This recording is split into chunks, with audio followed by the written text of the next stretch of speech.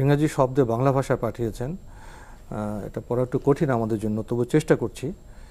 আপনি লিখেছেন, একটি গুরুত্বপূর্ণ বিষয়ে আপনাদের কাছে সমাধান জানতে চাই। 1971 সালের 28শে জানুয়ারি আমাদের বিয়ে হয়েছে।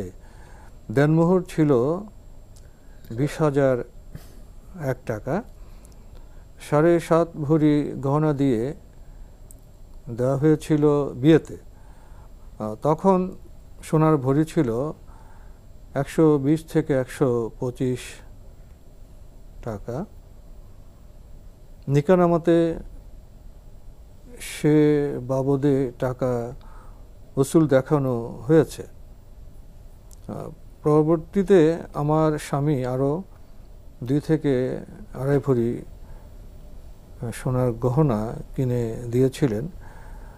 পরবর্তীতে দেনমোহর কথা উঠলে তিনি খালি বলেন, তোমার দেনমোহর দিয়ে হয়ে গেছে।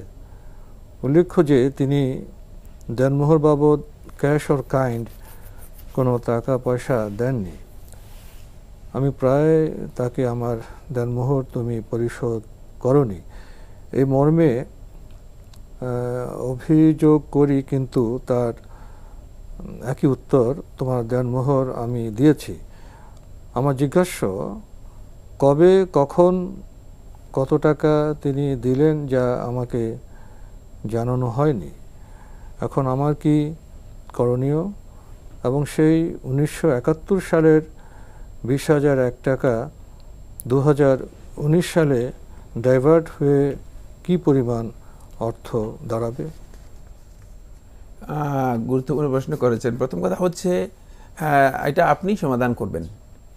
দেনমোহরের বিষয়টি, মানে তিনি কত টাকা দিয়েছে সেটা তো আপনি তার কাছ থেকে জেনে নেবেন। কিভাবে দিয়েছে সেটা তার কাছ থেকে জেনে, আমাদের কাছে জানবেন কিভাবে? আমরা তো আপনার টাকা রিসিভ করি নাই, আমাদেরকে 1 টাকাও দেয় নেই। সুতরাং আমরা কোত্থেকে এটা উত্তর দিব?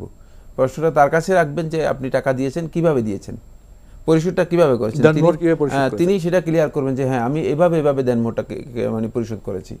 সুতরাং আপনার মানে ভুল হয়ে গিয়েছে যে প্রশ্নটা তাকে করা দরকার ছিল, করেছেন আমাদেরকে। মানে এটা ভুল।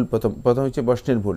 তৃতীয় নম্বর বিষয়টি সেটা হলো, তিনি যদি মানে দেনমোহর দিয়ে থাকেন, সেটার জন্য শর্ত নয় যে দেনমোহর ক্যাশ টাকা হতে হবে।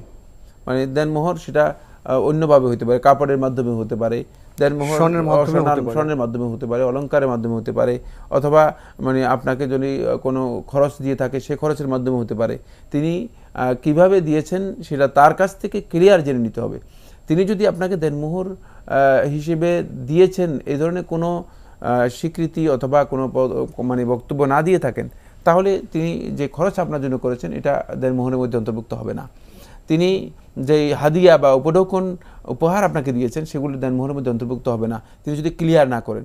ক্লিয়ার যদি করেন গহনা এই টাকা আমি দেনমোহরের বিপরীতে দিয়েছি, তবে আপনি উল্লেখ করেছেন যে সেখানে আপনি উল্লেখ করেছেন, কিন্তু আপনি টাকা পরিমাণ উল্লেখ করেন নাই। আপনি উল্লেখ করেছেন যে মানে তিনি বলেছেন যে উসুল দেখানো হয়েছে, স্বর্ণ দেয়া হয়েছে এবং স্বর্ণ সেটাকে উসুল দেখানো হয়েছে। তো আপনি সেখানে দেনমোহর পেয়েছেন দেখা গেছে, কিন্তু আপনি সেটাও স্বীকার করেন নাই। আপনি বলেছেন উনি আমাকে কোনো ধরনের দেনমোহর দেয়নি। অথচ আপনি নিজে বলতেছেন যে হ্যাঁ দেনমোহর উসুল দেখানো হয়েছে, অর্থাৎ স্বর্ণ দিয়েছে যেটা, সেটাকে দেনমোহর হিসেবে উসুল দেখানো হয়েছে।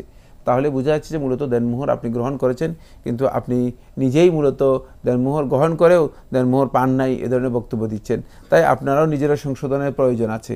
আপনি আপনার বক্তব্য থেকে মানে আপনার ভুল যেটা আছে সেটা আমরা আপনার স্পষ্ট করে দিচ্ছি যে দেনমোহর দেয়া হয়েছে এবং সেটা স্বর্ণ অলংকার হিসেবে দেওয়া হয়েছে এবং সেটা উসুলও দেখানো হয়েছে, এটা আপনার বক্তব্য থেকে আমরা পেয়েছি।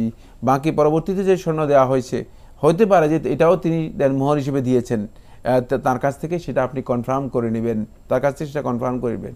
যদি এরপরেও যদি অতিরিক্ত টাকা থেকে যায়, কত টাকা আপনার পাওনা রয়েছে সেটা আপনি তার কাছ থেকে বুঝে নেবেন, তার কাছ থেকে এটা ক্লিয়ার করে নেবেন। এখন আসছে যে মাসআলাটি, সেটা হচ্ছে মানে আপনার দেনমোহর 1971 সালে নির্ধারণ করা হয়েছে 20,001 টাকা। 20,001 টাকা 20,001 টাকা 1971 সালে নির্ধারণ করা হয়েছে। উচিত ছিল 1971 সনেই নির্ধারণ করে আদায় করে নেওয়া।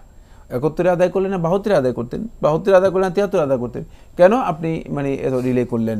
সুতরাং এক্ষেত্রে মানে যিনি আদায় করেন তিনিও গুনাহগার হয়েছেন, আর আপনিও গুনাহগার হয়েছেন এই জন্য যে আপনি আপনার হক মানে মোতালাবা করেন নাই, ক্লেম করেন নাই। হকটা আদায় করার দরকার ছিল, সেটা আপনি আদায় করেন নাই, এই জন্য আপনি নিজেও গুনাহগার হয়েছেন।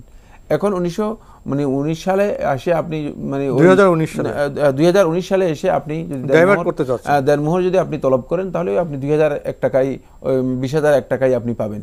কারণ টাকার মধ্যে চেঞ্জ করার সুযোগ নেই, টাকার মধ্যে অতিরিক্ত গ্রহণ করার সামান্যতম সুযোগ নেই। ইসলাম টাকার ক্ষেত্রে লেনদেন যখন হবে, সেই লেনদেনের মধ্যে অতিরিক্ত না লেনদেন করার সুযোগ নেই। মানে 20,001 টাকার দেনমোহর 20,002 টাকা নিলেও সুদ হয়ে যাবে, কারণ আপনি পাওনাদার হচ্ছেন 20,001 টাকা। সুতরাং 20,001 টাকাই আপনি নিতে হবে, যেহেতু আপনি তখন নেওয়ার কথা ছিল, তখন নেন নাই। এটা আপনার বিলম্ব করার কারণে ক্ষতিগ্রস্তটা আপনি নিজে হয়েছেন, ইচ্ছাকৃতভাবে ক্ষতিগ্রস্ত হয়েছেন। আপনার হকটা আপনি তখন বুঝে নেওয়া উচিত ছিল, আর তারও উচিত ছিল মানে হকটা আদায় করে দেয়া। তিনিও তিনি গুনাহগার হবেন, তিনিও গুনাহগার হবেন।